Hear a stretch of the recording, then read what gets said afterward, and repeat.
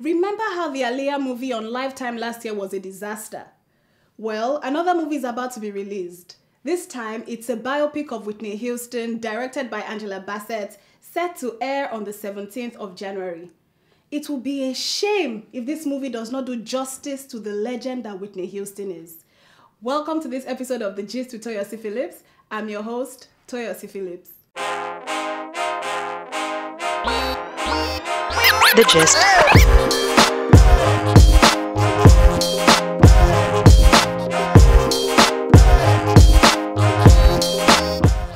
Hi everyone, Happy New Year! I hope it's an exceptionally fulfilling one for you guys. I had a fun holiday. Got to travel to Trinidad and Suriname. And a lot of people are familiar with Trinidad, but when I say Suriname, they're like, huh? Okay, so Suriname is in South America, top of Brazil, population of about 560,000 people. They speak Dutch, but it reminded me of Lagos when I was there. They have this Lagos vibe going on there. And they should be paying me for this free advertisement. But yes, that's how I spent my New Year's holiday. But it seemed like everyone else was in Dubai. All those pictures, hashtag Dubai, hashtag DXB, hashtag Emirates, hashtag everything. Juliana Rancic was there, Selena Gomez, Pharrell Williams, Kendall Jenner, Cristiano Ronaldo, Ike Osakio-Dua, Harry Songs. Everybody was just chilling in the dubs. For those who are still there, have a safe trip back home. So let's get back to the Whitney Houston movie. This movie has to be good, as in I will not be happy if it's anything less than good. The premiere held earlier this week, and sadly, Whitney's family wasn't present. They were invited, but they decided not to attend. I think there was the issue of why a movie about Whitney Houston should be shown on the small screen first and not on the big screen like movie theater and all. Because Lifetime is a channel on cable that just got the rights to the movie. So I think they wanted like a movie, like cinema and then DVD and Blu-ray and all that. But that didn't happen. Waiting to Exhale co-star Angela Bassett put this movie together, and Yaya Da Costa from America's Next Top Model is playing the role of Whitney in the movie. Fingers crossed for this movie, and I'll watch and come back and give you guys the gist about the movie. Let's move on to Fast and Furious star Ludacris. He got married over the holidays in a way that surprised so many people. He proposed and got married on the same day. One news outlet is saying that he proposed during the day, then took her out to dinner, and when they got back home, there was a wedding dress waiting, and she was surprised, but she agreed on the spot to have a wedding with the few family and friends that were around. Now that's a real surprise wedding. Not that you go and test your dress, then you come back and say it was a surprise, you didn't know. Anyway, this marriage is already causing some drama. His ex, Tamika, who is also his baby mama, is claiming that he got married just so he can get full custody of their daughter. She says that it's a ploy to show the judge in their custody fights that he now has a stable and loving household. And the funny thing is that the child is just 1 year old. Now get this, the wife that he's married to, Edoxi, that's her name, he has been dating her since 2009. And this baby is 1 year old. So when he was in this relationship, he was still, he was chopping ogbono outside.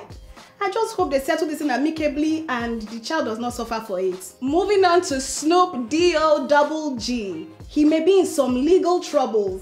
He posted this picture up on Instagram some days ago saying, "Whose uncle is this?" And the guy in the picture did not find it funny and reported the picture to Instagram, but it's still up.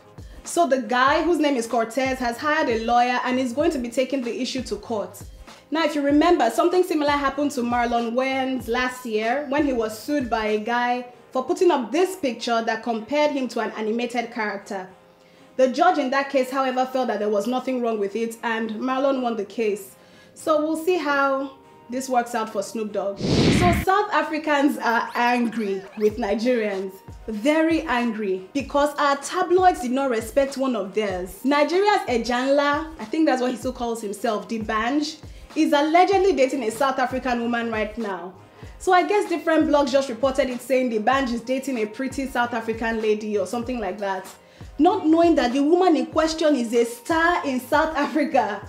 So imagine if Tiwa Savage is dating maybe a footballer from Cameroon and then the Cameroonian blogs now say maybe Samuel Eto'o dating pretty Nigerian girl. I'm sure we too will be angry that can you just call our Tiwa Savage pretty Nigerian girl? So that's the same thing happening with DBanj now. He's supposedly dating Blanck Digital, who is one of South Africa's favorite media personalities. She's a radio host, TV presenter, and also a brand ambassador for Revlon Cosmetics. So she's more than just a pretty South African woman. And one South African blogger made that clear in a tweet, which she said, Blanck is referred to as DBanj's pretty South African girlfriend by these Nigerian tabloids. Do they not know our queen? Chai, please, we're sorry, don't be angry, we didn't know, now we know. We hail your queen. And talking about queens, Tiwa Savage is on one of the 4 covers of Blanck Digital magazine, looking so beautiful.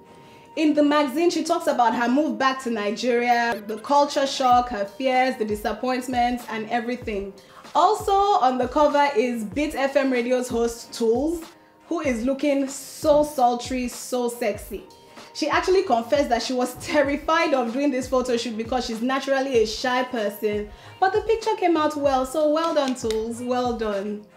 And to some happy news. Nigerian media entrepreneur and CEO of Ebony Life TV, Mo Abudu, was named as Africa's most successful woman of 2014 by Forbes magazine. Please just give her a round of applause. That's so huge. And she was also interviewed by them and talked about her moving back from England to Nigeria, becoming an entrepreneur, and all the challenges she faced as well. The full interview can be found on Forbes' website, and we just want to say congratulations to you, ma'am. Still on people in media, TV host and politician D1, Dayo Adeneye, who lost out in the House of Assembly's primary last year, has gotten a political appointment in his state. He has been appointed as a member of the Media and Publicity Committee for Governor Amosun's second term project. I guess he didn't lose out completely after all. And again, I just hope all these entertainers going into politics are going into it for the right reasons. Finally, the former First Family of Ghana released this magazine cover-worthy holiday picture some days ago. In it, we see the former President Jerry Rawlings and his wife with 3 of their 4 children. I'm not sure exactly where this picture was taken, but it's a stunning picture. And I'll leave you with one last picture before we go. This is one of Basket Mouth and Two-Face years ago. Basket Mouth released this picture and captioned it, "Throwback Thursday. Poverty is an evil spirit." We thank God for breakthroughs in their life. And we've come to the end of the show, guys. Thank you so much for watching. I hope you enjoyed it. We now have an Instagram account, so please follow at The Gist with Toyosi Phillips, one word, on Instagram. And don't forget to like our Facebook page as well. Please like, comment below, and share this video with friends. And don't forget, you can be every single thing you want to be. See you next week. Bye.